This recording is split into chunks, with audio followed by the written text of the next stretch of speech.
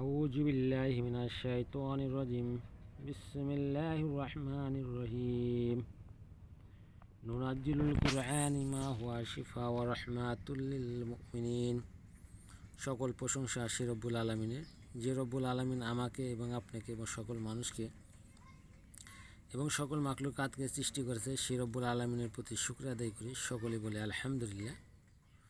প্রিয় দর্শক ভাই বোনেরা, আজকে আমি আপনাদের মাঝে চোখের জ্যোতি বাড়ানোর একটি তদবির নিয়ে হাজির হয়েছি। এই তদবিরটি অত্যন্ত কার্যকারী এবং পাওয়ারফুল। কীভাবে চোখের জ্যোতি বাড়াবেন সেটা আপনাদেরকে আজকে বলবো।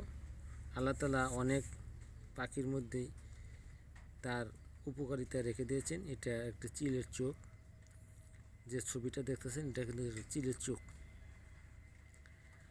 চিলের চোখ দিয়ে না, চিল এর কী আপনাদের উপকার আসে সেটা আমি আপনাদের বলব।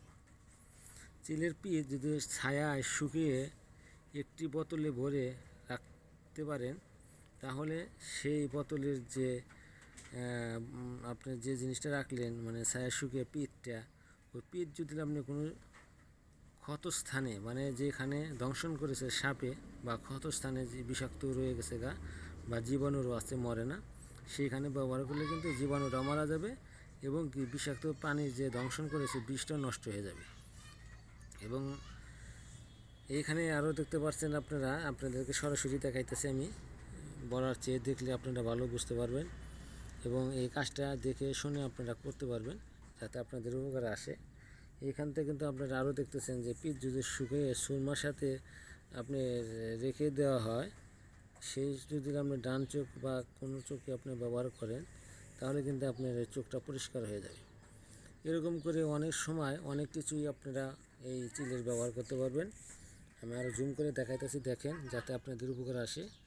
আর এই ভিডিওটা শেয়ার করে দেবেন, যে সকলে এই জিনিসটা শেয়ারের মাধ্যমে জানতে পারে, বুঝতে পারে। যারা সাবস্ক্রাইব করেন না, সাবস্ক্রাইব করে দেবেন, শেয়ার করবেন এবং ভালো ভালো তদবির ভিডিও পেতে চাইলে চ্যানেলের সাথে থাকবেন, যাতে আপনাদেরকে আমি সুন্দর ভিডিও বা তদবির দিতে পারি। এই তদবিরের মাধ্যমে যেন অনেকেই উপকার হতে পারে, আর এই তদবির শিখে যেন মানুষ কাজ করতে পারে, জানতে পারে এই বিষয়গুলো। আশা করি আমার কথাগুলো সকলে বুঝতে পারছেন।